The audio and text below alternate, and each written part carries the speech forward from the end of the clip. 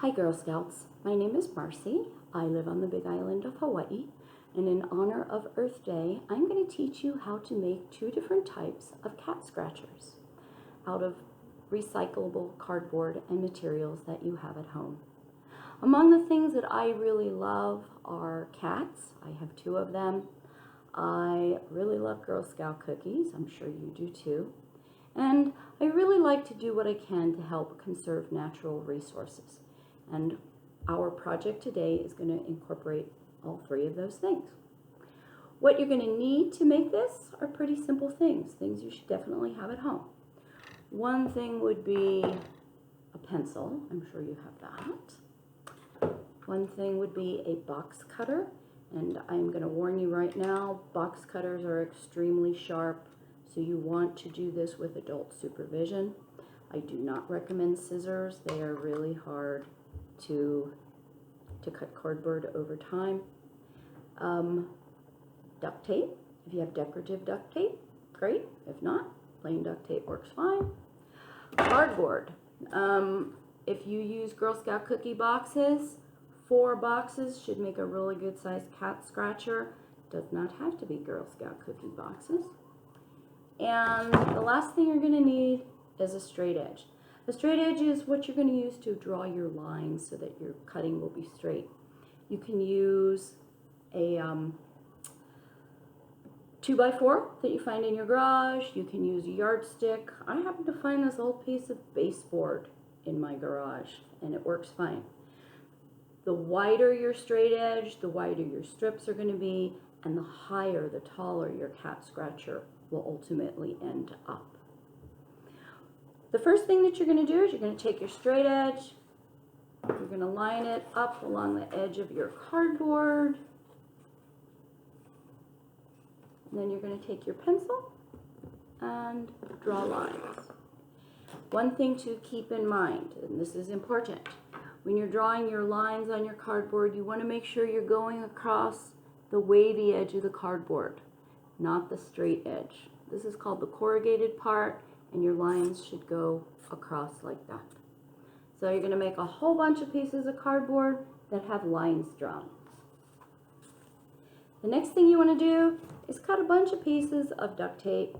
An inch wide is fine. They don't have to look great because nobody's going to see them.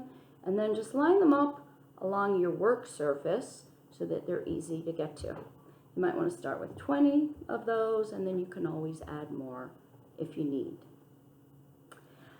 What we're going to do, the very first step in making our cat scratcher, is we're going to take a fairly short piece of cardboard. And what I found is that if I kind of broke it up and rolled it around before I started, it was easier than if I just started with a perfectly flat piece of cardboard. And we're going to start at one end and roll this and make it tight. When you begin, it's hard, so what I recommend is you use a work surface. And I'm going to push this back, so hopefully you'll be able to see my hands. I don't have a camera that I can maneuver easily, but this will work. So I'm going to start by one end, and I'm going to use my surface, and I'm going to press down, and I'm going to roll this thing up, keeping it as tight as I can, and keeping it flat on the edges.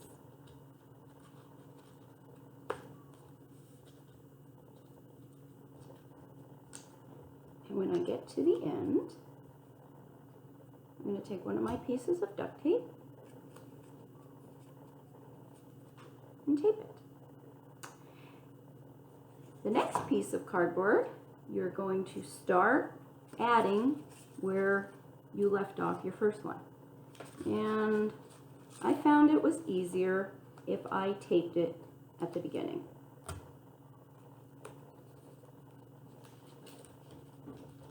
And if you can see, I kind of rolled this thing up a little bit beforehand to make it easier, more pliable.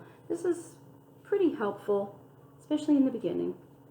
And I'm just going to keep rolling, keeping it tight and keeping it flat.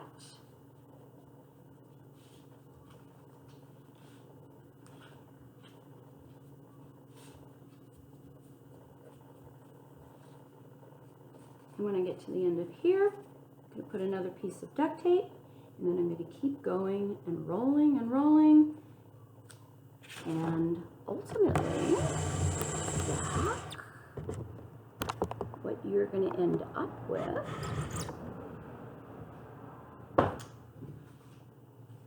is a giant cat scratcher. So again, this is made out of 4 cartons of Girl Scout cookies. I tried to keep it as tight as I could, and when I was all done, I put duct tape all around the edge. This is where the decorative duct tape would be nice if you have it. If not, you could just take a Sharpie and decorate the outside of it. When I finished this and I put it down for my cat to use, he just kind of looked at it like he didn't know what it was all about. So I picked him up, I put him on top of it, and he absolutely loved it. What you could do if you want to entice your cat is you could take some catnip and sprinkle it across the top. Sprinkle some catnip, rub it into the grooves, and for sure your cat will take to this. The nice thing about this is when the top side gets kind of ratty looking, flip it over and you have a whole new side you can use for your cat to start fresh. If rolling is not your cup of tea, if you're not into that, you can make a different style cat scratcher that's made out of cut strips. You're going to do the same first steps. You're going to cut strips all the same width. In this case, though, you want to keep the strips the same length. And then you're going to stack them up, tape the edges with duct tape, and tape all around the outside. You might find it a little easier in making this style cat scratcher if you glue some of the cardboard strips together. That'll kind of keep it tight, keep it straight. You could use a hot glue gun or glue dots. When you tape around the outside, it's going to be tempting to tape around this way. Don't do that. That will definitely interfere with the scratching pleasure that your cat will get out of this.